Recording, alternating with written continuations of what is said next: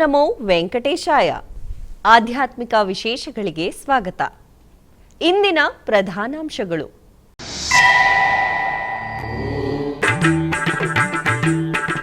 ತಿರುಪತಿ ಗೋವಿಂದರಾಜಸ್ವಾಮಿ ದೇವಾಲಯದಲ್ಲಿ ತೆಪ್ಪೋತ್ಸವ ವೈಭವ.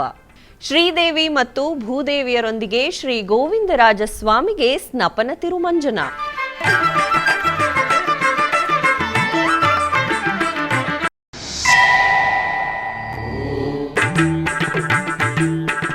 ಟಿಟಿಡಿ ಬೆಂಗಳೂರಿನ ವಾಯಲಿಕಾವಲ್ ಆಲಯದಲ್ಲಿ ಅದ್ಧೂರಿಯಾಗಿ ಜರುಗಿದ ಶ್ರೀನಿವಾಸ ಕಲ್ಯಾಣ. ಶ್ರೀದೇವಿ ಭೂದೇವಿ ಸಮೇತ ಶ್ರೀ ವೆಂಕಟೇಶ್ವರ ಸ್ವಾಮಿಗೆ ಆಗಮೋಕ್ತವಾಗಿ ಕೈಂಕರ್ಯ.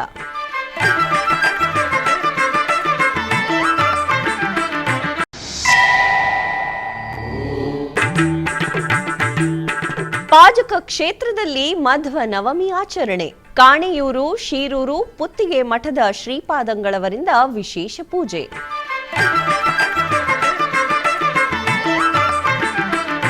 ತಿರುಪತಿಯಲ್ಲಿರುವ ಶ್ರೀ ಗೋವಿಂದರಾಜಸ್ವಾಮಿ ದೇವಸ್ಥಾನದಲ್ಲಿ ವಾರ್ಷಿಕ ತೆಪ್ಪೋತ್ಸವ ನಡೆಯುತ್ತಿದೆ. ಈ ತಿಂಗಳ 26ರಿಂದ ಫೆಬ್ರವರಿ 1ರವರೆಗೆ ತಿರುಮಲ ತಿರುಪತಿ ದೇವಸ್ಥಾನಗಳ ಆಶ್ರಯದಲ್ಲಿ ತೆಪ್ಪೋತ್ಸವ ನಡೆಯಲಿದೆ. ಈ ನಿಮಿತ್ತ ಬೆಳಗ್ಗೆ ಅರ್ಚಕರು ಶ್ರೀದೇವಿ ಮತ್ತು ಭೂದೇವಿಯರೊಂದಿಗೆ ಶ್ರೀ ಗೋವಿಂದರಾಜಸ್ವಾಮಿಯ ಉತ್ಸವ ಮೂರ್ತಿಗಳನ್ನು ದೇವಾಲಯದ ಆವರಣದಲ್ಲಿರುವ ಕಲ್ಯಾಣೋತ್ಸವ ಮಂಟಪದಲ್ಲಿ ಸಿದ್ಧಗೊಳಿಸಿದ ವಿಶೇಷ ಸ್ನಾನದ ವೇದಿಕೆಯಲ್ಲಿ ಅಭಿಷೇಕವನ್ನು ನೆರವೇರಿಸಿದರು. ನಂತರ ವಿಶ್ವಕ್ಸೇನ ಪೂಜೆ, ಪುಣ್ಯಾಹವಾಚನ ಮತ್ತು ಇತರ ವೈದಿಕ ವಿಧಿಗಳನ್ನು ನೆರವೇರಿಸಲಾಯಿತು. ನಂತರ ವೇದ ಮಂತ್ರಗಳು ಮತ್ತು ಮಂಗಳವಾದ್ಯಗಳ ನಡುವೆ ಸ್ವಾಮಿ ಮತ್ತು ಅಮ್ಮನವರಿಗೆ ಹಾಲು, ಮೊಸರು, ಜೇನುತುಪ್ಪ, ತುಪ್ಪ, ಎಳನೀರು, ಶ್ರೀಗಂಧ ಮತ್ತು ಇತರ ಸುಗಂಧ ದ್ರವ್ಯಗಳಿಂದ ಅಭಿಷೇಕ ಮಾಡಲಾಯಿತು. ನಂತರ ಅರಿಶಿನ, ಶ್ರೀಗಂಧ, ತುಳಸಿ ಹಾಗೂ ಹೂಮಾಲೆಗಳನ್ನು ಭಗವಂತನಿಗೆ ಅರ್ಪಿಸಲಾಯಿತು. ನೆರೆದಿದ್ದ ಭಕ್ತಾದಿಗಳಿಗೆ ಪವಿತ್ರ ಜಲದ ಸಂಪ್ರೋಕ್ಷಣೆಯನ್ನು ಮಾಡಲಾಯಿತು. ಬಳಿಕ ಸ್ನಪನ ತಿರುಮಂಜನ ನೆರವೇರಿಸಿ ದೇವತೆಗಳಿಗೆ ಮಹಾಮಂಗಳಾರತಿಯನ್ನ ಅರ್ಪಿಸಿದರು.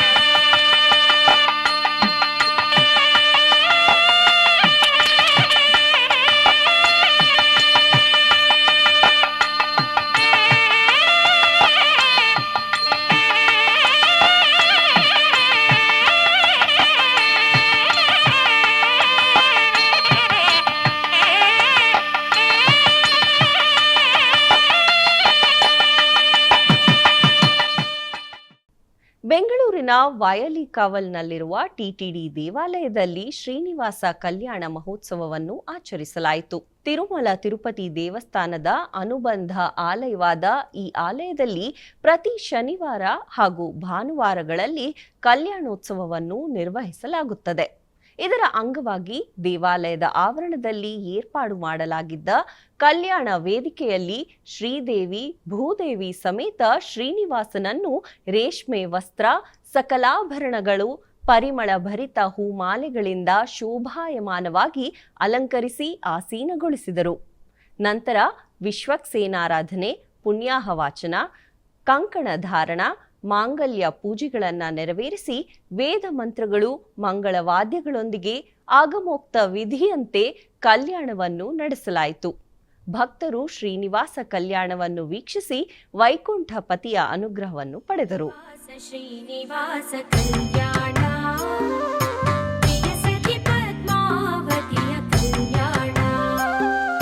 ಶ್ರೀನಿವಾಸ ಶ್ರೀನಿವಾಸ ಕಲ್ಯಾಣ, ಪ್ರಿಯ ಸಖಿ ಪದ್ಮಾವತಿಯ ಕಲ್ಯಾಣ.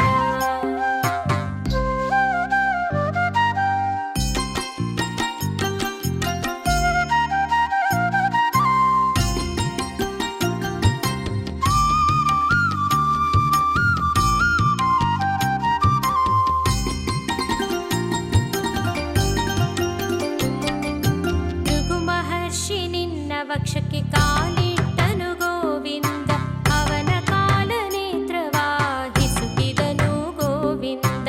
ಮಹಾಲಕ್ಷ್ಮಿ ಕೋಪಗೊಂಡು ಭುವಿಗೆ ಬಂದಳು ಗೋವಿಂದ, ಎಷ್ಟು ಬೇಡಿದರು ತಾಯಿ ಕರಗಲಿಲ್ಲ ಗೋವಿಂದ. ಶ್ರೀನಿವಾಸ ಶ್ರೀನಿವಾಸ ಕಲ್ಯಾಣ, ಪ್ರಿಯ ಸಖಿ ಪದ್ಮಾವತಿಯ ಕಲ್ಯಾಣ.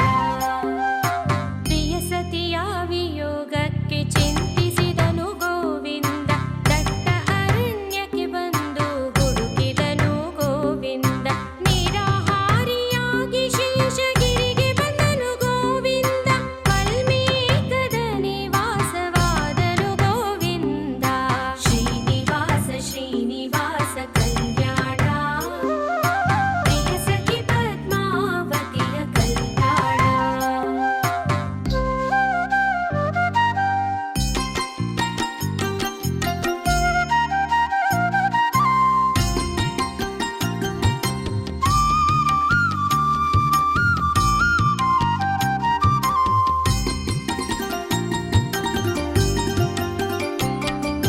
ಬ್ರಹ್ಮರುದ್ರರು ಇವನ ಕಾಣಲು ಬಂದರು ಗೋವಿಂದ, ಬ್ರಹ್ಮನು ಗೋವಿನ ರೂಪ ತಾಳಿದನು ಗೋವಿಂದ.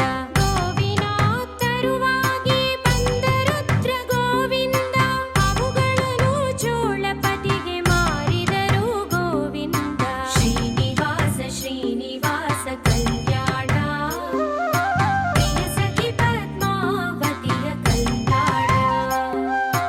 ಗೋಮಾತೆ ವಲ್ಮೀಕವ ಸೇರಿತು ಗೋವಿಂದ, ನಿತ್ಯವೂ ಸ್ವಾಮಿಗೆ ಕ್ಷೀರ ನೀಡಿತು ಗೋವಿಂದ. ಶ್ರೀ ವೇಣುಗೋಪಾಲ ಸ್ವಾಮಿಗೆ ನೆರವೇರಿದ ಅಭಿಷೇಕೋತ್ಸವದಲ್ಲಿ ಸ್ವಾಮಿಯು ಭವ್ಯವಾಗಿ ಕಂಗೊಳಿಸಿದರು. ನಂದನಂದನನಿಗೆ ನೆರವೇರಿದ ಧೂಪ ಪೂಜೆಯು ಅತ್ಯಂತ ಶುಭಕರವಾಗಿತ್ತು. ತಿರುಪತಿಯ ಅಲಿಪಿರಿಯಲ್ಲಿರುವ ಶ್ರೀ ವೆಂಕಟೇಶ್ವರ ಸಪ್ತಗೋ ಪ್ರದಕ್ಷಿಣಾ ಮಂದಿರವು ದೈವಿಕ ಬೆಳಕಿನಿಂದ ಹೊಳೆದಿತ್ತು. ಸಕಲ ದೇವರುಗಳ ಸ್ವರೂಪವಾಗಿರುವ ಗೋಮಾತೆಗೆ ದೈನಂದಿನ ಪೂಜೆ ನಡೆಯುವ ಈ ಗೋಮಂದಿರದಲ್ಲಿ ಪುಷ್ಯ ಮಾಸದ ಮೊದಲ ದಿನವಾದ ಶುಕ್ರವಾರದಂದು ಗೋಪಾಲನ ಸುಂದರ ವಿಗ್ರಹಕ್ಕೆ ಅಭಿಷೇಕ ಸೇವೆಯನ್ನು ವೈಭವವಾಗಿ ನಡೆಸಲಾಯಿತು. ಪುರೋಹಿತರು ಪಂಚಾಮೃತಗಳು, ಅರಿಶಿನ, ಶ್ರೀಗಂಧದ ಸುಗಂಧ ದ್ರವ್ಯಗಳು ಮತ್ತು ಹಣ್ಣಿನ ರಸಗಳಿಂದ ಭಗವಂತನಿಗೆ ಅಭಿಷೇಕ ಕೈಂಕರ್ಯವನ್ನು ನೆರವೇರಿಸಿದರು. ನಂತರ ತುಳಸಿ ಮತ್ತು ಹೂಮಾಲೆಗಳಿಂದ ಅಲಂಕರಿಸಿ ಭಗವಂತನಿಗೆ ನೈವೇದ್ಯವನ್ನ ಅರ್ಪಿಸಲಾಯಿತು. ಜಯ ಜನಾರ್ದನ ಕೃಷ್ಣ ರಾಧಿಕಾಪತೆ, ನಂದನಂದನ ಕೃಷ್ಣ ರುಕ್ಮಿಣೀಪತೆ, ಗರುಡ ವಾಹನ ಕೃಷ್ಣ ಗೋಪಿಕಾಪತೆ, ಶರಣು ಮೋಹನ ಕೃಷ್ಣ ಪ್ರಭೋ ಸದ್ಗತೆ. ಜಯ ಜನಾರ್ದನ ಕೃಷ್ಣ ರಾಧಿಕಾಪತೆ, ನಂದನಂದನ ಕೃಷ್ಣ ರುಕ್ಮಿಣೀಪತೆ. ಆಚಾರ್ಯ ಮಧ್ವರ ಅವತಾರ ಭೂಮಿ ಪಾಜಕ ಕ್ಷೇತ್ರದಲ್ಲಿ ಮಧ್ವ ನವಮಿಯನ್ನು ಅತ್ಯಂತ ವೈಭವದಿಂದ ಆಚರಿಸಲಾಯಿತು. ಈ ಸಂಬಂಧ ಕಾಣಿಯೂರು ಮಠದ ಶ್ರೀ ವಿದ್ಯಾವಲ್ಲಭ ತೀರ್ಥ ಶ್ರೀಪಾದರ ನೇತೃತ್ವದಲ್ಲಿ ವೈಭವದ ರಥೋತ್ಸವವು ನಡೆಯಿತು. ಇದರ ಅಂಗವಾಗಿ ಪಾಜಕ ಕ್ಷೇತ್ರವನ್ನು ವಿದ್ಯುತ್ ದೀಪಗಳಿಂದ ಹಾಗೂ ವಿವಿಧ ಬಗೆಯ ಹೂವುಗಳಿಂದ ವಿಶೇಷವಾಗಿ ಅಲಂಕಾರವನ್ನ ಮಾಡಲಾಗಿತ್ತು. ಆಚಾರ್ಯ ಮಧ್ವರು ಬಾಲ್ಯದಲ್ಲಿ ಮಣಿಮಂತ್ರ ಎಂಬ ರಾಕ್ಷಸನನ್ನು ಸಂಹರಿಸಿದ ಸ್ಥಳದವರೆಗೆ ರಥೋತ್ಸವವನ್ನ ಮಾಡಿ ಆ ಸ್ಥಳದಲ್ಲಿ ವಿಶೇಷ ಪೂಜೆಯನ್ನು ಸಲ್ಲಿಸಿದರು ಹಾಗೂ ವಿಶೇಷ ಸಿಡಿಮದ್ದು ಪ್ರದರ್ಶನವೂ ನಡೆಯಿತು. ನಂತರ ತೊಟ್ಟಿಲು ಪೂಜೆಯನ್ನು ಮಾಡಲಾಯಿತು. ಅಪಾರ ಸಂಖ್ಯೆಯಲ್ಲಿ ಭಕ್ತರು ಆಗಮಿಸಿ ಈ ಧಾರ್ಮಿಕ ಕೈಂಕರ್ಯದಲ್ಲಿ ಪಾಲ್ಗೊಂಡಿದ್ದರು.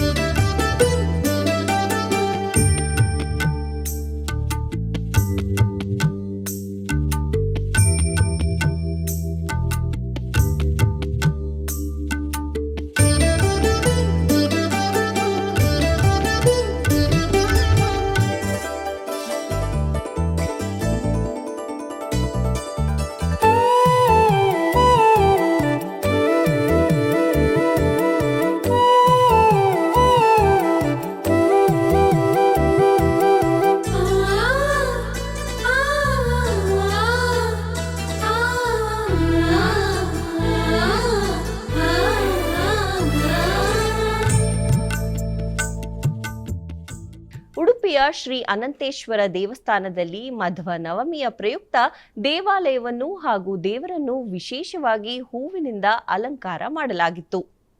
ದೇವಾಲಯದ ಆವರಣದಲ್ಲಿರುವ ಶ್ರೀಮನ್ ಮಧ್ವಾಚಾರ್ಯರು ಅದೃಶ್ಯರಾದ ಸನ್ನಿಧಾನದಲ್ಲಿ ಪುತ್ತಿಗೆ ಮಠದ ಶ್ರೀ ಸುಗುಣೇಂದ್ರ ತೀರ್ಥ ಶ್ರೀಪಾದರು ಹಾಗೂ ಪರ್ಯಾಯ ಶಿರೂರು ಮಠದ ವೇದವರ್ಧನ ತೀರ್ಥ ಶ್ರೀಪಾದರು ವಿಶೇಷ ಪೂಜೆಗಳನ್ನ ಸಲ್ಲಿಸಿ ವಾಯುಸ್ತುತಿ ಪಾರಾಯಣದೊಂದಿಗೆ ಪೂಜೆಯನ್ನ ಮಾಡಿ ದಂಡೋದಕವನ್ನ ನೀಡಿದರು.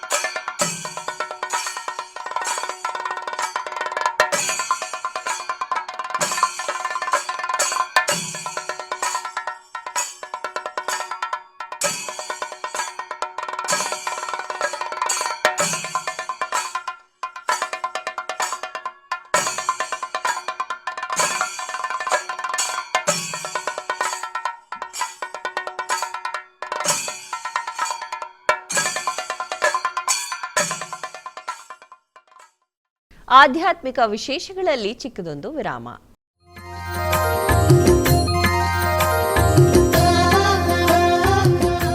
ಬೆಂಗಳೂರಿನ ವೈಯಾಲಿ ಕಾವಲ್ನಲ್ಲಿರುವ ಟಿಟಿಡಿ ಅನುಬಂಧ ಆಲಯವಾದ ಶ್ರೀ ವೆಂಕಟೇಶ್ವರ ಸ್ವಾಮಿ ದೇವಾಲಯದಲ್ಲಿ ನಿತ್ಯ ಕಲ್ಯಾಣ ಚಕ್ರವರ್ತಿಗೆ ಕಲ್ಯಾಣೋತ್ಸವ.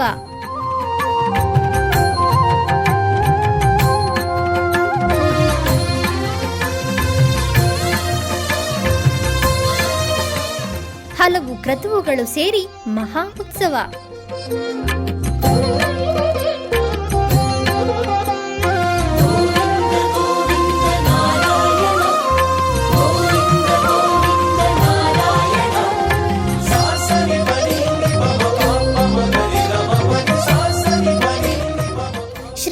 ಭೂದೇವಿ ಸಮೇತನಾದ ಆನಂದ ನಿಲಯನಿಗೆ ವೈಖಾನಸ ಆಗಮೋಕ್ತವಾಗಿ ಕಲ್ಯಾಣ.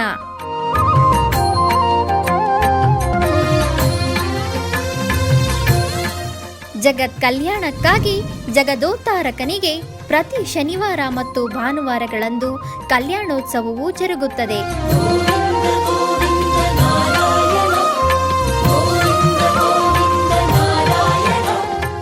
ಹೆಚ್ಚಿನ ಮಾಹಿತಿಗಾಗಿ ವೈಯಾಲಿ ಕಾವಲ್ ಟಿಟಿಡಿ ಇನ್ಫಾರ್ಮೇಶನ್ ಸೆಂಟರ್ ಅನ್ನು ಸಂಪರ್ಕಿಸಿ.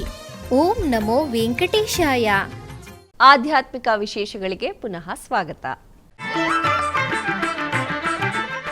ಟಿಟಿಡಿ ಆಧ್ವರ್ಯದಲ್ಲಿರುವ ಎಲ್ಲ ಅನುಬಂಧ ಆಲಯಗಳಲ್ಲಿ ಅನ್ನಪ್ರಸಾದ ನೆರವೇರಬೇಕೆಂಬ ಸಂಕಲ್ಪವನ್ನು ಟಿಟಿಡಿ ಚೇರ್ಮನ್ ಹಾಗೂ ಇಒ ರವರು ನಿರ್ಧರಿಸಿದ್ದಾರೆ. ಈ ಪ್ರಯುಕ್ತ ಬೆಂಗಳೂರಿನ ವೈಯಾಲಿ ಕಾವಲ್ ಟಿಟಿಡಿ ಅನುಬಂಧ ಆಲಯವಾದ ಶ್ರೀ ವೆಂಕಟೇಶ್ವರ ಸ್ವಾಮಿ ಆಲಯದಲ್ಲಿ ಪ್ರತಿದಿನ ಅನ್ನ ಸಂತರ್ಪಣೆ ನೆರವೇರುತ್ತಿದೆ. ಸಪ್ತಗಿರಿ ವಾಸನನ್ನು ದರ್ಶಿಸಲು ಬರುವ ಭಕ್ತರು ಸ್ವಾಮಿಯನ್ನು ದರ್ಶಿಸಿ ಕಲ್ಯಾಣ ಚಕ್ರವರ್ತಿಯ ಪ್ರಸಾದವನ್ನು ಸ್ವೀಕರಿಸಿ ಶ್ರೀಮನ್ನಾರಾಯಣನ ಕೃಪೆಗೆ ಪಾತ್ರರಾಗುತ್ತಿದ್ದಾರೆ.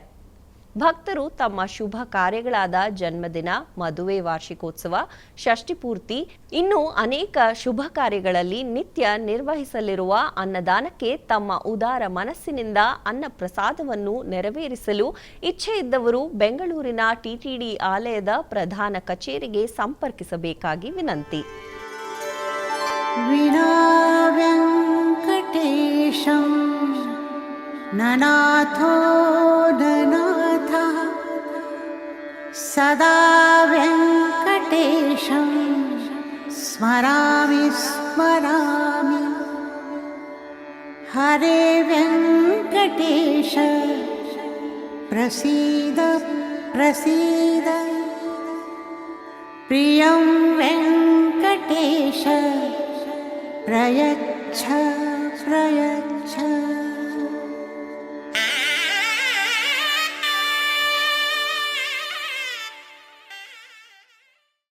ವಾದಿರಾಜರ ವರ್ಧಂತೋತ್ಸವದ ಅಂಗವಾಗಿ ಸೋಂದೆ ಮಠಾಧೀಶರಾದ ಶ್ರೀ ಶ್ರೀ ವಿಶ್ವವಲ್ಲಭ ತೀರ್ಥರು ಸಂಸ್ಥಾನ ಪೂಜೆಯನ್ನ ನೆರವೇರಿಸಿದರು. ಈ ನಿಮಿತ್ತ ವಾದಿರಾಜರ ವರ್ಧಂತಿ ಪ್ರಯುಕ್ತ ವಿದ್ವಾನ್ ಸುಂದರ ಮಡಕ್ಷಿರ ಅವರು ವಾದಿರಾಜರವರ ಕುರಿತು ಎಸ್ವಿಬಿಸಿಯೊಂದಿಗೆ ಮಾತನಾಡಿದರು. ಓಂ ನಮೋ ವೆಂಕಟೇಶಾಯ. ತಪೋ ವಿದ್ಯಾ ವಿರಕ್ತ್ಯಾದಿ ಷಡ್ಗುಣೋಗಾಕರಾನಹಂ ವಾದಿರಾಜ ಗುರುಂ ವಂದೇ ಹಯಗ್ರೀವ ದಯಾಶ್ರಯಾನ್. ಮಾಘ ಶುದ್ಧ ದ್ವಾದಶಿ ಎಂದು ಒಂದು ಬಹಳ ವಿಶೇಷವಾದ ದಿನ. ಈ ದಿವಸವೇ ಶ್ರೀ ವಾದಿರಾಜ ತೀರ್ಥ ಗುರು ಸಾರ್ವಭೌಮರ ಜಯಂತಿ ಅಥವಾ ವರ್ಧಂತಿ ಅಂತ ಕರಿತೇವೆ. ಇದೇ ದಿವಸ 1481 ವರ್ಷದಲ್ಲಿ ಅವರ ಅವತಾರ ಈ ಭೂಮಿಯಲ್ಲಿ ಆಗಿತ್ತು. ನಾವು ವಿಶೇಷ ವ್ಯಕ್ತಿಗಳ ಜನ್ಮದಿನವನ್ನು ಜಯಂತಿ ಅಂತ ಯಾತಕ್ಕೆ ಆಚರಿಸ್ತೇವೆ ಅಂದರೆ, ಜಯಂತಿ ಅಂದರೆ ಜಯಂ ತನೋತಿ, ಅಂದರೆ ಜಯವನ್ನು ಕೊಡುವಂತಹ ದಿವಸ ಅಂತ ನಾವು ಕರಿತೇವೆ. ಯಾಕೆ ಅಂದರೆ ಅವರ ಸ್ಮರಣೆಯನ್ನು ಆ ದಿವಸ ಮಾಡಿದರೆ ಅತಿ ಪುಣ್ಯಕರ, ಇದರಿಂದ ನಮಗೆ ಜಯ ಸಿಗುವುದು ಎಂಬುದು ಶಾಸ್ತ್ರ ಹೇಳ್ತಾ ಇದೆ. ಈ ದಿವಸ ಶ್ರೀ ವಾದಿರಾಜ ತೀರ್ಥ ಶ್ರೀಪಾದಂಗಳವರು ಹುಟ್ಟಿದ ದಿನ. ಅವತ್ತಿನ ದಿವಸ ಏಕೆ ಇಷ್ಟು ವಿಶೇಷ ಅಂತ ತಿಳಿದರೆ ಇದರ ಹಿನ್ನೆಲೆ ಬಹಳ ರೋಚಕವಾಗಿದೆ. ಶ್ರೀ ವಾದಿರಾಜ ತೀರ್ಥ ಶ್ರೀಪಾದಂಗಳವರ ತಂದೆ ತಾಯಿಯರು ಯಾರು ಅಂತ ಹೇಳಿದರೆ ಶ್ರೀ ರಾಮಾಚಾರ್ಯರು ಮತ್ತು ಗೌರಿದೇವಿ. ಅವರು ಉಡುಪಿಯ ಬಳಿ ಕುಂಬಾಶಿ ಹತ್ತಿರ ಇರುವ ಒಂದು ಹೂವಿನ ಕೆರೆ ಎಂಬ ಗ್ರಾಮದಲ್ಲಿ ಇದ್ದರಂತೆ. ಅವರ ಗುರುಗಳು ಶ್ರೀ ವಾಗೀಶ ತೀರ್ಥರು. ಶ್ರೀಮನ್ ಮಧ್ವಾಚಾರ್ಯರು ಉಡುಪಿಯಲ್ಲಿ ಅಷ್ಟಮಠಗಳನ್ನು ಸ್ಥಾಪಿಸಿದ್ದರು. ಅದರಲ್ಲಿ ಒಂದು ಮಠ ಕುಂಬಾಶಿ ಮಠ ಎಂಬುದು ಪ್ರಸಿದ್ಧವಾದ ಮಠ. ಅದೇ ಈಗ ಸೋದೆ ವಾದಿರಾಜ ಮಠ ಎಂಬುದಾಗಿ ಪ್ರಸಿದ್ಧಿ ಹೊಂದಿದೆ. ಆ ಕುಂಭಾಶಿ ಮಠದ ಪೀಠಾಧಿಪತಿಗಳಾಗಿ ಶ್ರೀ ವಾಗೀಶ ತೀರ್ಥರು ಇದ್ದರಂತೆ. ಅವರು ಅಲ್ಲಿಗೆ ಬಂದಾಗ ಅನೇಕ ಸತಿ ರಾಮಾಚಾರ್ಯ ದಂಪತಿಗಳು ಅವರನ್ನು ಭೇಟಿಯನ್ನು ಮಾಡಿ ಅವರ ಅನುಗ್ರಹವನ್ನು ಪಡೆದಿದ್ದರಂತೆ. ಒಮ್ಮೆ ದಂಪತಿಗಳಿಗೆ ತಮಗೆ ಪುತ್ರೋತ್ಸವ ಆಗಬೇಕು ಎಂಬ ಬಯಕೆ ಬಂತಂತೆ. ಆವಾಗ ಅವರು ಹೋಗಿ ಶ್ರೀ ವಾಗೀಶ ತೀರ್ಥರಿಗೆ ಕೇಳಿಕೊಂಡ್ರಂತೆ, ನಮಗೆ ಮಧ್ವ ಮತ ವರ್ಧನ ಮಾಡುವಂತಹ ಒಂದು ವಿಶೇಷ ಮಗ ಹುಟ್ಟಲಿ ಅಂತ. ಆ ಸಮಯದಲ್ಲಿ ಶ್ರೀ ವಾಗೀಶ ತೀರ್ಥರಿಗೆ ಹಿಂದಿನ ದಿನ ಕನಸಿನಲ್ಲಿ ಒಂದು ಘಟನೆ ಬಂದಿತ್ತಂತೆ. ಏನೆಂದರೆ, ನಿಮ್ಮ ಮುಂದೆ ಒಬ್ಬರು ದಂಪತಿಗಳು ಬಂದು ಇದೇ ರೀತಿಯಾಗಿ ಕೇಳಿಕೊಳ್ಳುತ್ತಾರೆ, ಆವಾಗ ನೀವು ಅವರಿಗೆ ಅನುಗ್ರಹವನ್ನು ಮಾಡಬೇಕು ಎಂಬುದಾಗಿ. ತಕ್ಷಣವೇ ಅವರು ಹೇಳಿದರಂತೆ, ನಿಮಗೆ ಪುತ್ರೋತ್ಸವ ಆಗುತ್ತೆ, ನಿಮಗೆ ಒಳ್ಳೆಯ ಬಹಳ ವರ್ಚಸ್ವಿಯಾದಂತಹ ಒಬ್ಬ ಮಗ ಹುಟ್ಟುತ್ತಾನೆ.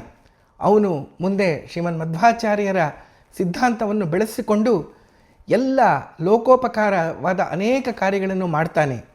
ಅವನು ದೊಡ್ಡ ಮಹಿಮಾವಂತನಾಗ್ತಾನೆ, ಬಹಳ ವಿಶೇಷವಾದ ವ್ಯಕ್ತಿ ಬರ್ತಾನೆ ಎಂಬುದಾಗಿ ಅವರು ಹೇಳಿದರಂತೆ. ಆದರೆ ಆ ಮಗು ಹುಟ್ಟಿದ ಕೂಡಲೇ ನೀವು ನಮಗೆ ಒಪ್ಪಿಸಬೇಕು, ಅವನು ಮಠದ ನಮ್ಮ ಉತ್ತರಾಧಿಕಾರಿಯಾಗಿ ಬರಬೇಕು ಎಂಬುದಾಗಿ ಇದು ಒಂದು ದಿವ್ಯ ಸೂಚನೆಯಿಂದ ನಮಗೆ ಗೊತ್ತಾಗಿದೆ ಎಂಬುದಾಗಿ ರಾಮಾಚಾರ್ಯ ದಂಪತಿಗಳಿಗೆ ಶ್ರೀ ವಾಗೀಶ ತೀರ್ಥರು ಹೇಳಿದರಂತೆ. ಈ ವಿಚಾರ ಕೇಳಿ ಆ ದಂಪತಿಗಳಿಗೆ ಒಂದು ಕಡೆ ತುಂಬ ಸಂತೋಷ ಆಯಿತಂತೆ. ಏನು ಅಂದರೆ, ನಮ್ಮ ಮಗ ಲೋಕೋತ್ತರ ವ್ಯಕ್ತಿಯಾಗಿ ಬರ್ತಾನೆ, ಇಡೀ ಸಮಾಜಕ್ಕೆ ಉಪಯೋಗ ಆಗುವಂತಹ ಒಬ್ಬ ವ್ಯಕ್ತಿ ಆಗ್ತಾನೆ, ಈ ಸಮಾಜದಲ್ಲಿರುವ ಕಷ್ಟ ಕಾರ್ಪಣ್ಯಗಳನ್ನು ನಿವಾರಣೆಯನ್ನು ಮಾಡ್ತಾನೆ, ಶ್ರೀಮನ್ ಮಧ್ವಾಚಾರ್ಯ ಶಾಸ್ತ್ರವನ್ನು ಮುಂದುವರಿಸ್ತಾನೆ ಅಂತ ತುಂಬ ಸಂತೋಷ ಆಯಿತಂತೆ. ಅದೇ ಸಮಯದಲ್ಲಿ ಮನಸ್ಸಲ್ಲಿ ಸ್ವಲ್ಪ ದುಃಖ ಆಯಿತಂತೆ. ಮಗು ಹುಟ್ಟಿದ ಕೂಡಲೇ ಅವನನ್ನು ಮಠಕ್ಕೆ ಕೊಟ್ಟು ಬಿಡೋದು ಅಂದರೆ ಹೇಗೆ ಸಾಧ್ಯ, ನಮ್ಮ ಬಳಿ ಇರುವುದಿಲ್ಲ ಎಂಬುವ ಒಂದು ಸ್ವಲ್ಪ ಮನಸ್ಸಲ್ಲಿ ದುಃಖ ಬಂತಂತೆ. ಕೂಡಲೇ ವಾಗೀಶ ತೀರ್ಥರಿಗೆ ಇದು ಗೊತ್ತಾಯ್ತಂತೆ. ಈ ಗೊಂದಲದಲ್ಲಿ ದಂಪತಿಗಳಿದ್ದಾರೆ, ಇದರನ್ನು ಪರಿಹಾರ ಭಗವಂತನೇ ಮಾಡ್ತಾನೆ ಎಂಬುದಾಗಿ ಯೋಚಿಸಿ ಅವರಿಗೆ ಒಂದು ಕರಾರು ಹಾಕಿದ್ರಂತೆ.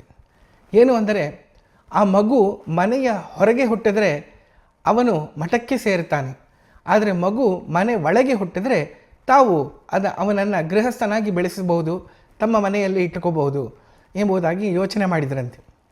ಮಾಘ ಶುದ್ಧ ಸಾಧನೆ ದ್ವಾದಶಿ ಎಲ್ಲರೂ ಪಾರಣೆಯನ್ನು ಮಾಡ್ತಾಯಿದ್ರಂತೆ. ಗರ್ಭಿಣಿಯಾದವ ಗೌರಿದೇವಿ ಮನೆಯ ಬಾಗಿಲ ಹತ್ತಿರ ಕುಳಿತುಕೊಂಡು ಅಲ್ಲಿ ಮುಂದೆ ಇರುವ ಗದ್ದೆಗಳನ್ನು ನೋಡ್ತಾ ಇದ್ಲಂತೆ. ಅದಕ್ಕೆ ಕಾರಣ ಏನು ಅಂದರೆ, ಆವಾಗಲೇ ಪೈರು ಬಂದಿರ್ತದೆ, ಅಂದರೆ ಬೆಳೆ ಎಲ್ಲರ ಕೃಷಿಕರೆಲ್ಲ ತಗೊಂಡು ಬಂದು ಅಲ್ಲಿ ಹಾಕಿರ್ತಾರೆ. ಅದನ್ನು ನೋಡ್ತಾ ಅಲ್ಲಿ ಕೂತಿದ್ಲಂತೆ. ಆ ಸಮಯದಲ್ಲಿ ಒಂದು ಹಸು ಅಲ್ಲಿ ಬಂದು ಆ ಪೈರನ್ನೆಲ್ಲ ತಿನ್ನುವಕ್ಕಾಗಿ ಅಲ್ಲಿ ಅದು ಬಂತಂತೆ. ಅದಕ್ಕೆ ಗೌರಿದೇವಿ ಎಲ್ಲ ವಿಚಾರಗಳನ್ನು ಮರೆತು ಆ ಹಸುವನ್ನು ಹಾಯಿಸೋಕ್ಕೆ ಆ ಗದ್ದೆಯ ಒಳಗೆ ಓಡಿ ಹೋದ್ಲಂತೆ. ಅದು ಕೂಡಲೇ ಆ ಹಸು ಏನೋ ಹೊಟ್ಟೋಯ್ತು, ಆದರೆ ತಕ್ಷಣವೇ ತನ್ನ ಹೊಟ್ಟೆಯಲ್ಲಿ ಅತ್ಯಂತ ನೋವನ್ನು ಅನುಭವಿಸಿ ಅಲ್ಲೇ ಅವಳಿಗೆ ಮಗು ಹುಟ್ಟಿತಂತೆ. ಅಷ್ಟೊತ್ತಿಗೆ ವಾಗೀಶ ತೀರ್ಥರಿಗೆ ತಮ್ಮ ದಿವ್ಯ ಚಕ್ಷುಗಳಿಂದ ಇದೆಲ್ಲ ಗೊತ್ತಾಗ್ತಿತ್ತಂತೆ, ಇದೆಲ್ಲ ಆಗುತ್ತೆ ಅಂತ ಅವರಿಗೆ ಗೊತ್ತಿತ್ತು. ಹಾಗಾಗಿ ಕೆಲವರು ಹಿರಿಯ ಸ್ತ್ರೀಯರನ್ನು ಒಂದು ಚಿನ್ನದ ಹರಿವಾಣವನ್ನು ಕೊಟ್ಟು, ನೀವು ಹೋಗಿ ಈ ಮಗು ಹುಟ್ಟೋ ಸಮಯದಲ್ಲಿ ನೀವು ಅಲ್ಲಿ ಇದ್ದು ಆಕೆಗೆ ಒಂದು ಸಹಾಯವನ್ನು ಮಾಡಿ ಎಂಬುದಾಗಿ ಹೇಳಿದ್ರಂತೆ. ತಕ್ಷಣವೇ ಆ ಮಗುವನ್ನು ಹುಟ್ಟಿದಾಗ ಕೂಡಲೇ ಆ ಹರಿವಾಣದಲ್ಲೇ ಅವರಿಟ್ಟರಂತೆ. ಇದು ಒಂದು ಬಹಳ ವಿಶೇಷ ಸಂದೇಶ. ಚಿನ್ನದ ಹರಿವಾಣದಲ್ಲಿ ಯಾತಕ್ಕೆ ಆ ಮಗುವನ್ನು ಇಟ್ಟರು ಅಂತ ಹೇಳಿದರೆ, ಆ ಮಗು ಚಿನ್ನಕ್ಕಿಂತ ಮೀರಿ ನಿಲ್ತಾನೆ. ಚಿನ್ನ ಅನ್ನೋದು ಏನು ಅಂದರೆ ಭೌತಿಕ ಸಂಪತ್ತಿನ ಸಂಕೇತ. ಈ ಭೌತಿಕ ಸಂಪತ್ತಿನ ಮೇಲೆ ನಿಲ್ತಾನೆ. ಈ ಸಂಸಾರದಲ್ಲಿ ಇರುವ ಏನು ಧನ ಮತ್ತು ಇತ್ಯಾದಿಗಳೇನಿದೆ ಅದನ್ನೆಲ್ಲ ಮೆಟ್ಟಿ ನಿಲ್ತಾನೆ ಅಂತ ಹೇಳಿದರೆ, ವಿಶೇಷವಾಗಿ ಅವನು ಒಬ್ಬ ಸನ್ಯಾಸಿಯಾಗಿ ಬರ್ತಾನೆ, ಮುಂದೆ ಪೀಠಾಧಿಪತಿ ಆಗ್ತಾನೆ ಎಂಬ ಒಂದು ಸಂಕೇತ. ಹಾಗಾಗಿ ಕೂಡಲೇ ವಾಗೀಶ ತೀರ್ಥರು ಆಕೆಯನ್ನು ಮನೆಯಿಂದ ಕರೆದುಕೊಂಡು ರಾಮಾಚಾರ್ಯರು ಅಷ್ಟೊತ್ತಿಗೆ ಪಾರಣೆಯನ್ನು ಮುಗಿಸಿದ್ರಂತೆ. ಆವಾಗ ಅವರಿಗೆ ಹೇಳಿದ್ರಂತೆ, ನೋಡಿ ಇದು ದಿವ್ಯ ಸಂಕಲ್ಪ, ನೀವು ಮಗುವನ್ನು ಚೆನ್ನಾಗಿ ಬೆಳೆಸಿ 5 ವರ್ಷ ಆದ ಕೂಡಲೇ ನಮ್ಮ ವಿದ್ಯಾಪೀಠಕ್ಕೆ ನೀವು ಕಳಿಸಬೇಕು, ಮುಂದೆ ಇವನು ಅಲ್ಲೇ ಓದ್ತಾನೆ. ಆದರೆ ಯೋಚಿಸಬೇಡಿ, ನಿಮಗೆ ಮತ್ತೊಬ್ಬ ಮಗ ಹುಟ್ಟುತ್ತಾನೆ, ಅವನು ಕೂಡ ಬಹಳ ವರ್ಚಸ್ವಿಯಾಗಿ ನಿಮ್ಮ ಜೊತೆ ಇರ್ತಾನೆ ಎಂಬುದಾಗಿ ಭರವಸೆಯನ್ನು ಕೊಟ್ಟು ಅಲ್ಲಿಂದ ಹೊರಟ್ರಂತೆ. ಮುಂದೆ ನಡೆದ ಘಟನೆಗಳು ಹಾಗೇ ಆಯಿತು. 5 ವರ್ಷದ ಕಾಲದಲ್ಲಿ ಆ ಹುಡುಗನ್ನ ಅವರು ಕರ್ಕೊಂಡು ಹೋಗಿ ಕುಂಬಾಶಿ ಮಠವನ್ನಲ್ಲಿ ಸೇರಿಸಿದ್ರಂತೆ. ಹುಟ್ಟಿದ ಕೂಡಲೇ ಅವನಿಗೆ ನಾಮಕರಣ ಮಾಡಿದ್ದು ಭೂವರಾಹ ಎಂಬುದಾಗಿ. ಭೂವರಾಹ ದೇವರು ಶ್ರೀಮನ್ ಮಧ್ವಾಚಾರ್ಯರು ಕುಂಬಾಶಿ ಮಠಕ್ಕೆ ನೀಡಿದಂತಹ ಒಂದು ವಿಗ್ರಹ. ಅದು ಇವತ್ತಿಗೂ ಕೂಡ ಶ್ರೀ ಸೋದೆ ವಾದರಾಜ ಮಠದಲ್ಲಿ ಮುಖ್ಯ ಮೂರ್ತಿಯಾಗಿ ಪೂಜಿತನಾಗ್ತಿರುವುದು ಭೂವರಾಹನೇ. ಇದು ಸೂಚನೆ ಎಂತೋ ಅದು ಅವನ ಹೆಸರು ಕೂಡ ಭೂವರಾಹ ಅಂತಲೇ ಇಟ್ಟಿದ್ರಂತೆ. ಮುಂದೆ ಅವನೇ ಶ್ರೀ ವಾದಿರಾಜ ತೀರ್ಥರಾಗಿ ವಿಶೇಷವಾಗಿ 8 ವರ್ಷಕ್ಕೆ ಸನ್ಯಾಸವನ್ನು ಪಡೆದು ಒಂದು 120 ವರ್ಷಗಳ ಕಾಲ ಸುದೀರ್ಘ ಜೀವನವನ್ನು ಅವರು ನಡೆಸಿದರು. ಶ್ರೀ ವಾದಿರಾಜ ತೀರ್ಥ ಶ್ರೀಪಾದಂಗಳವರ ಸ್ಥಾನ ಮಧ್ವ ಪರಂಪರೆಯಲ್ಲಿ ಅತ್ಯುನ್ನತ ಸ್ಥಾನದಲ್ಲಿದ್ದಾರೆ. ಓಂ ನಮೋ ವೆಂಕಟೇಶಾಯ. ಆಧ್ಯಾತ್ಮಿಕ ವಿಶೇಷಗಳಲ್ಲಿ ಚಿಕ್ಕದೊಂದು ವಿರಾಮ.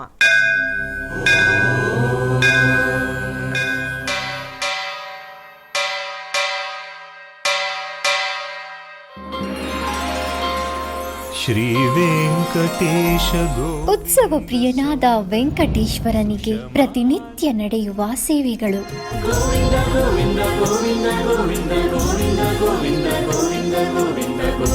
ಸುಪ್ರಭಾತದಿಂದ ಪ್ರಾರಂಭಿಸಿ ಏಕಾಂತ ಸೇವೆಯವರೆಗೂ ನಡೆಯುವ ಎಲ್ಲ ಸೇವೆಗಳು ಉತ್ಸವಗಳೇ. ಭಕ್ತರ ಪಾಲಿಗೆ ಆನಂದೋತ್ಸವಗಳೇ.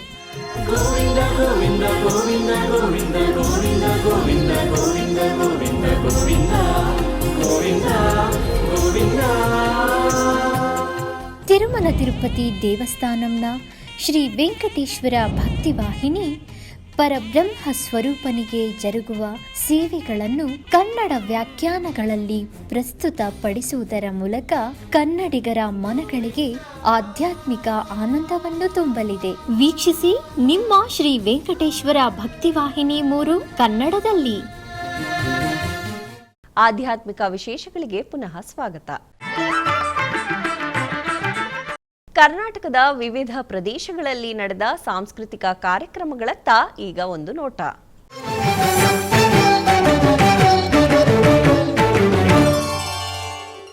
ಬೆಂಗಳೂರಿನ ಚೌಡಯ್ಯ ಮೆಮೋರಿಯಲ್ ಹಾಲ್ನಲ್ಲಿ ನಾಟ್ಯಾರಾಧನಾ ಸ್ಕೂಲ್ ಆಫ್ ಭರತನಾಟ್ಯ ಸಂಸ್ಥೆಯ ವತಿಯಿಂದ ಭೂಮಿಕಾ ಎಸ್ಆರ್ ಮತ್ತು ಭುವನ ಎಸ್ಆರ್ ಸಹೋದರಿಯರ ಭರತನಾಟ್ಯ ರಂಗಪ್ರವೇಶ ಕಾರ್ಯಕ್ರಮದಲ್ಲಿ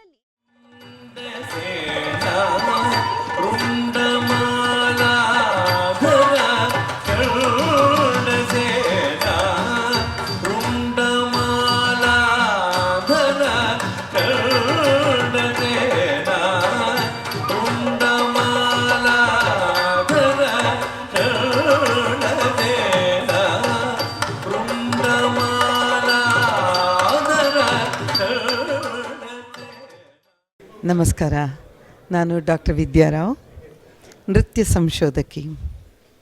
ಇಂದಿನ ಕಾರ್ಯಕ್ರಮ ಭೂಮಿಕಾ ಭಾವನಾ ಅವರ ರಂಗಪ್ರವೇಶ ಬಹಳ ವೈಶಿಷ್ಟ್ಯವಾಗೂ ಇತ್ತು, ವೈವಿಧ್ಯಮಯವಾಗೂ ಇತ್ತು. ನಾರ್ಮಲಿ ನಾವು ನೋಡುವಂಥ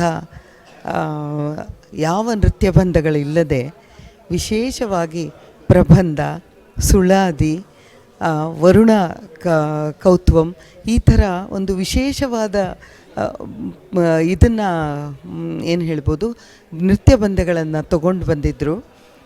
ಇಬ್ಬರು ಮಕ್ಕಳನ್ನು ತುಂಬ ಚೆನ್ನಾಗಿ ಕಲ್ತಿದ್ದಾರೆ, ಚೆನ್ನಾಗಿ ಮಾಡ್ತಾಯಿದ್ದಾರೆ. ಆದರೆ ವಿಶೇಷವಾದ ಕಾರ್ಯಕ್ರಮವನ್ನು ಕೊಟ್ಟಿದ್ದಾರೆ. ಇದೆಲ್ಲ ನೋಡ್ತಾ ಇರುವಾಗ ಅನ್ನಿಸ್ತಿತ್ತು ನನಗೆ, ಈ ಕೋಲಾರ ನಮ್ಮ ಮೈಸೂರಿನ ಕಲಾ ಪರಂಪರ, ನೃತ್ಯ ಪರಂಪರ ಎಷ್ಟು ರಿಚ್ ಆಗಿದೆ. ಇಲ್ಲಿ ನಮ್ಮ ತಮಿಳುನಾಡಿನ ಕಂಪೇರ್ ಮಾಡಬಾರ್ದು, ಆದರೆ ತಮಿಳುನಾಡಿನ ನೃತ್ಯ ಬಂಧಗಳನ್ನ ಉಪಯೋಗಿಸದೆ ಬರೀ ನಮ್ಮ ಕರ್ನಾಟಕದ ನೃತ್ಯ ಬಂಧಗಳನ್ನು ಏನು ಪಾಲಿಸ್ಕೊಂಡು ಬಂದಿದ್ದರು 4 ಬಾನಿಗಳಲ್ಲಿ, ಅವುಗಳನ್ನು ಮಾಡಿದರೆ ಸಾಕು, ಅದು ತುಂಬ ರಿಚ್ ಆಗಿದೆ. ಇದನ್ನು ಯಾರೂ ಮಾಡಿಲ್ಲ ಇಲ್ಲಿವರೆಗೂ. ಇದು ಒಂದು ವಿಶೇಷವಾದ ಒಂದು ಕಾರ್ಯಕ್ರಮ ಅಂತ ಅನ್ನಿಸ್ತು ಈ ನಿಟ್ಟಿನಲ್ಲಿ ನನಗೆ. ಇದೇ ರೀತಿ ಕರ್ನಾಟಕ ಪರಂಪರದ ಅನೇಕ ನೃತ್ಯ ಬಂಧಗಳು ಈ ಮೂಲಕ ಅನೇಕ ಕಾರ್ಯಕ್ರಮಗಳಲ್ಲಿ ಮುಂದೆ ಬರಲಿ, ಇದನ್ನು ಹೆಚ್ಚು ಹೆಚ್ಚು ಜನ ಕಲಿತು ನಮ್ಮ ಕರ್ನಾಟಕದ ನೃತ್ಯ ವೈಭವವನ್ನು ಹೆಚ್ಚಿಸಲಿ, ವರ್ಧಿಸಲಿ ಅನ್ನೋ ಆಸೆಯಿಂದ ಈ ಮಾತುಗಳನ್ನು ಹೇಳ್ತಾ ಇದ್ದೀನಿ. ನಮಸ್ಕಾರ. ಮಿನಿ ರವಿ ಅಂತ, ಭರತನಾಟ್ಯ ಟೀಚರ್, ಕೊರಿಯೋಗ್ರಾಫರ್. ಕರ್ನಾಟಕದಲ್ಲಿ ಒಂದು 50 ವರ್ಷದಿಂದ ಮಾಡ್ತಾಯಿದ್ದೀನಿ. ಭೂಮಿಕಾ ಮತ್ತು ಭಾವನಾ ಇವತ್ತು ಬಹಳ ಚೆನ್ನಾಗಿ ಮಾಡಿದ್ರು. ಏನು ಅಂದರೆ ಈಗ ಕರೆಂಟ್ ಜನರೇಷನ್ ಸಿನಿಮಾ, ಬಾಲಿವುಡ್ ಅಂತ ಹೋಗೋ ಬದಲು ಈ ಥರ ಶಾಸ್ತ್ರೀಯ ಕಲಾ ಕಲ್ತಿದ್ದಾರೆ ಅಂದರೆ ಅದು ಬಹಳ ನನಗೆ ಖುಷಿ. ಒಳ್ಳೆ ಮಕ್ಕಳು ಚೆನ್ನಾಗಿ ಡಿಸಿಪ್ಲಿನ್ ಆಗಿ ಚೆನ್ನಾಗಿ ಕಲಿತು ಚೆನ್ನಾಗಿ ಮಾಡಿದ್ರು. ಅವ್ರಿಗೆ ಒಳ್ಳೆ ಆಪರ್ಚುನಿಟಿ ಸಿಕ್ಕಿ ಅವ್ರ ಮೇಲೆ ಬಂದು ಅವ್ರಿಗೆ ಒಳ್ಳೆ ದೇವರು ಅವ್ರಿಗೆ ಶಕ್ತಿ ಮತ್ತು ಹೆಲ್ತ್ ಕೊಟ್ಟು ಅವ್ರಿಗೆ ಚೆನ್ನಾಗಿಟ್ಟಿರಬೇಕು ಅಂತ ಅವ್ರಿಗೆ ಆಶೀರ್ವಾದ ಮಾಡ್ತೀನಿ. ವೀಣಾ ಮತ್ತು ಪದ್ಮಿನಿ ಶ್ರೀಧರ್ ಅವ್ರ ಗುರುಗಳು ಬಹಳ ಚೆನ್ನಾಗಿ ಹೇಳ್ಕೊಟ್ಟಿದ್ದಾರೆ. ರಾಧಾಕೃಷ್ಣ ದೊಡ್ಡ ಕಲಾವಿದರು ನಮ್ಮ ಕರ್ನಾಟಕಕ್ಕೆ. ಅವರು ತುಂಬ ಇವತ್ತು ಹೆಮ್ಮೆ ಪಡ್ತಾಯಿದ್ರು. And congratulations Bhavana and Bhoomika, you are really good. Thank you for having me in your arangetram. ಉಡುಪಿಯ ಶ್ರೀ ಶಿರೂರು ಮಠದ ಪರ್ಯಾಯ ಮಹೋತ್ಸವದ ಸಾಂಸ್ಕೃತಿಕ ಕಾರ್ಯಕ್ರಮದ ಅಂಗವಾಗಿ ವಿದ್ವಾನ್ ಲಾಲ್ಗುಡಿ ಕೃಷ್ಣನ್ ಹಾಗೂ ವಿದುಷಿ ಲಾಲ್ಗುಡಿ ವಿಜಯಲಕ್ಷ್ಮಿ ಮತ್ತು ಬಳಗ ಚೆನ್ನೈ ಇವರಿಂದ ದ್ವಂದ್ವ ವಯಲಿನ್ ವಾದನ ಕಾರ್ಯಕ್ರಮ ನಡೆಯಿತು.